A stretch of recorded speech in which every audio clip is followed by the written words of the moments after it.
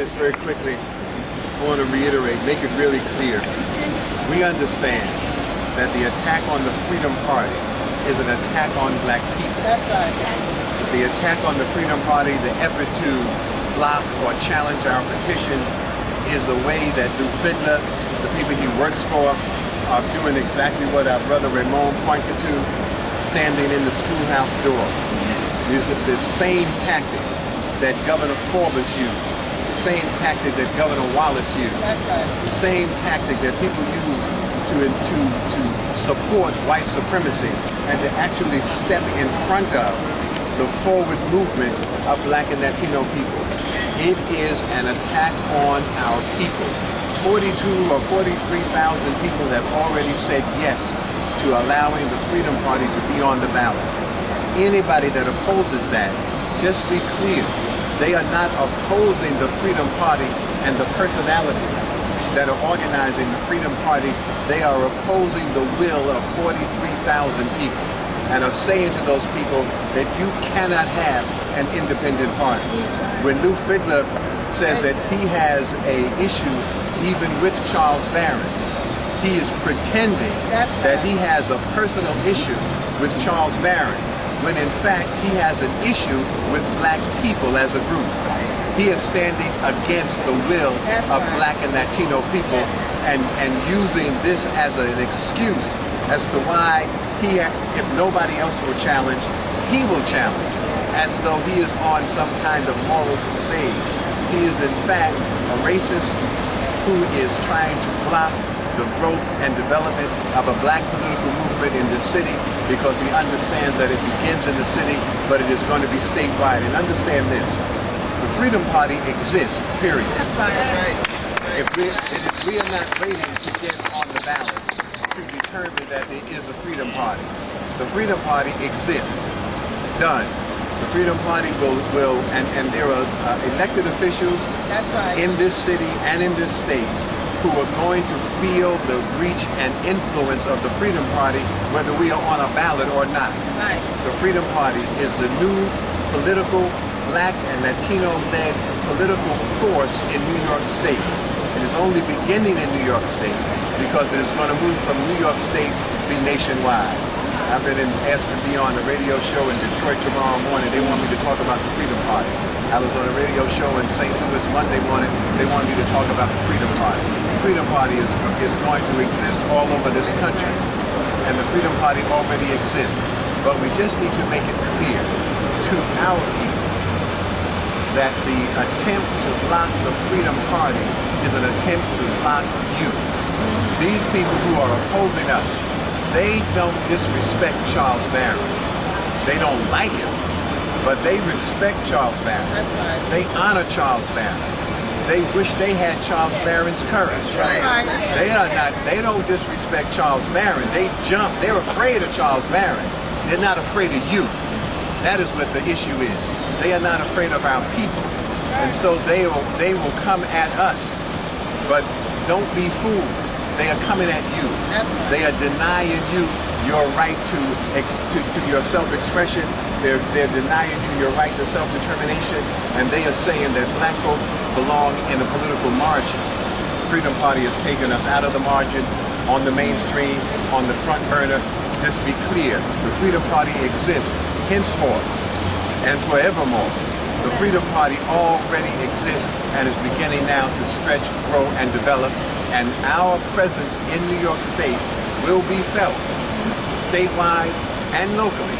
We will be the group that determines what the political agenda will be in New York State from now on. Thank you.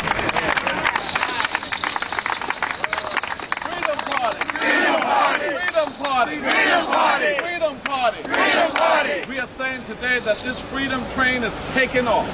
And the Freedom Party is declaring war today. The Freedom Express is taking off. And we're declaring war. We're declaring the right war. The war on poverty. The war on 50% black male unemployment. We're declaring war on homelessness. Challenging the system to stop trying to make the homeless pay rent. We're declaring war on miseducation and the racism in the curriculum. We're declaring war on you raising the CUNY tuition on CUNY students, SUNY students. We're declaring war on you raising the transit fare. We're declaring war on how dare you even attempting to take the Metro cards away from our students. They knew what to do. They did what the Freedom Party does. They organized and got those Metro cards back. The Freedom Party supports that kind of movement. So the Freedom Party says today, you're going to have to redistribute the wealth. You can't have it all. You have to give the wealth, the $136 billion budget, a $63 billion city budget. That wealth has to come to the neediest neighborhoods. That's our neighborhood. So that we can build some youth centers instead of Yankee Stadium. That's right. We can build some senior centers instead of the Mets a new stadium. And we're saying to this public, you better back up off the Freedom Party. Because we're not playing. We're not playing. We got into your political arena. We did everything right. We have the most meticulous, voluminous petitions that anybody has ever had in this state. Right. We're claiming that. We don't care what your numbers are. We don't care how you put them in. I bet if we ever challenged some of the petitions of the Democrats or the Republicans, they probably wouldn't fit the bill. They were so afraid of that they didn't even have the respect to come to the people and try to get a single petition signed. They anointed themselves in an elitist meeting in Rye, New York, and came out of Rye, New York with a state slate identical to the state slate of Mississippi in 1964 that made Fannie Lou Hamer rise up and said, I'm going to start a Mississippi Freedom Democratic Party. Because I'm sick and tired of being sick and tired. Enough is enough. Freedom Party! Freedom Party! Freedom Party! Freedom Party! We want to acknowledge our co-chair, Sister Viola Plummer.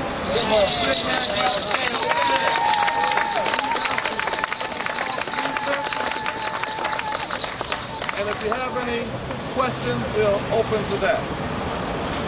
Let me ask you one of the things that I wanted to know is it possible that if this does become a party, are you going to switch parties in the city council? Are you going to be acknowledging the Freedom Party in the city council? The beautiful thing about the Freedom Party, most of us are registered Democrats. We reserve the right to self-determination of our strategy. Some of us will be switching our registration and become registered members of the Freedom Party. Others, for strategic reason, we might tell them, maintain your Democratic registration so that you can vote in the primary, but when it comes to the general election in November, everybody should vote freedom. Everybody should vote freedom. So our people who are out there who think they have to give up their Democratic Party registration at this point, we're not even an established party, so they don't have to do that. All they have to do is vote freedom. And when they vote freedom, they're voting for their dignity, for their self-respect, and for their self-determination. Freedom. Thank you very much. Freedom Party! Freedom Party!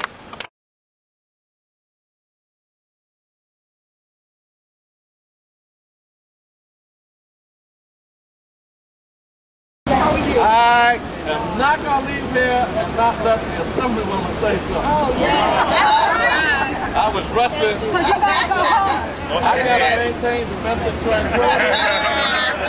Freedom train moving forward. So let's give a big round of applause to the Assemblywoman, Barron. Freedom Party! Freedom Party! Freedom Party! Freedom Party! Freedom Party! Freedom Party! Brothers and sisters, it's a pleasure, an honor, and a privilege to be here on this occasion as we assert our self-determining ability to say who and what we are. And as we say, we are going to fight any efforts to beat us back or to beat us down. All of those efforts that are brought, we're going to meet them, we're going to match them, and we're going to roll over them as we continue to go. We have before us now the challenge of getting in the street and spreading the word person by person by person, organization by organization, building by building, so that people know we will be on the ballot in November. Look for us in November. Cast your vote for us in November for governor, lieutenant governor, and attorney general. Our ancestors have fought too hard and too long for us to not capitalize on the momentum and the opportunity that we have now. Now is the time for us to be able to say, we will be able to have a ballot line. We're doing the work, we're going to continue to do the work, and our ultimate goal will be to get that ballot line so that statewide and nationwide we will be recognized and be able to have the impact on this budget that does not reflect any of the needs, the concerns, and the opportunities that our people need. So brothers and sisters, we're going to go straight ahead. As the Assemblywoman, I stand with you, and I'm getting the word out in my community. Vote freedom! Vote freedom! Vote freedom!